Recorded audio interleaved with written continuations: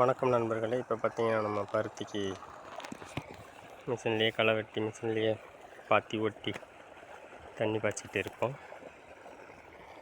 கொஞ்சமாக உரம் போட்டு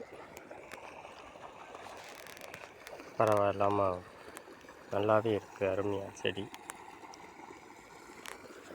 இன்னும் மருந்துலாம் அடிக்கவே இல்லை.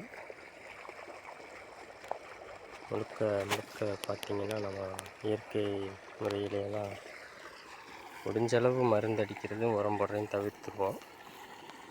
உரம் போட்டாலும் கொஞ்சமாக தான் போடுவோம்.